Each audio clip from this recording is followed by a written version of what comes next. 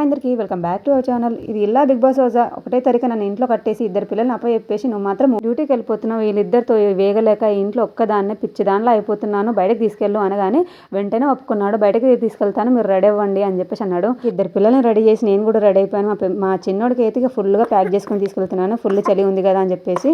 ఇంకా తీరా చూస్తే ఎక్కడికి తీసుకెళ్ళండి, గ్రౌండ్కి తీసుకెళ్ళండి. మా ఇద్దరిని ఇక్కడ కూర్చోబెట్టేసి పెద్దోనికి ఇంకా ఆడుకోమని చెప్పేసి మా ఆయన మాత్రం వాకింగ్కి వెళ్ళిపోయాడు. ఆయన నాదే తప్పు, మా ఆయన బయటకు తీసుకెళ్తే అనగా ఎగేసుకుంటూ రెడీ అయ్యానని చూడు, నాదే తప్పు. వీళ్ళు ఏమన్నా తీసుకెళ్తారా? అడగకుండా తీసుకెళ్లారు, అడిగినా తీసుకెళ్లారు. వెంటనే ఒప్పుకున్నప్పుడే డౌట్ పడాల్సింది. తీరా చూస్తే ఈడ గ్రౌండ్లో మా పెద్దోని కావాలి కాసుకుంటూ చిన్నోని పట్టుకొని కూర్చున్నాను అనమాట.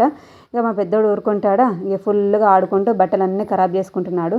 ఆ బట్టలు పాడు చేసుకున్నా పర్లేదు కానీ వాళ్ళ నాన్న ఎక్కడ కనిపిస్తే అక్కడికి రౌండ్లుగా వెళ్ళిపోతున్నాడు. ఇంకా వీణి పట్టుకొని నేను పెద్దోనెంబడ పరిగెత్తాల్సి వస్తుంది. ఇదే నాకు పెద్ద టార్చర్ లాగా అనిపించింది. దీనికి బదులు ఇంట్లో ఉన్న ప్రశాంతంగా ఉండేదానేమో అనిపించింది నాకైతే. ఎందుకంటే అడిగాను రా దేవుడా అనిపించింది. ఇదంతా ఒక ఎత్తు అయితే చిన్నోడిని మంచి ప్యాక్ చేసుకుని తీసుకెళ్ళిన కానీ ఇంటికి వచ్చేసాక బాగానే ఉన్నాడు. నైట్ నుంచి ఇంకా గంటకి బిగ్ బాస్ హౌస్లో టాస్క్లు ఇచ్చినట్టు నాకు గంటకు లేపి కోల్డ్ ఫుల్ దగ్గు అయిపోయింది అనమాట. ఇక వాడితోనే సరిపోయింది. ఇంటికి రాగానే వేడివేడి పునుగులు వేసిస్తే మా ఆయన హ్యాపీగా తిన్నాడు. కానీ నాకు నైట్ అంతా నిద్ర లేదు. వీడియో నచ్చితే లైక్ చేయండి, సబ్స్క్రైబ్ చేసుకోమని సపోర్ట్ చేయండి.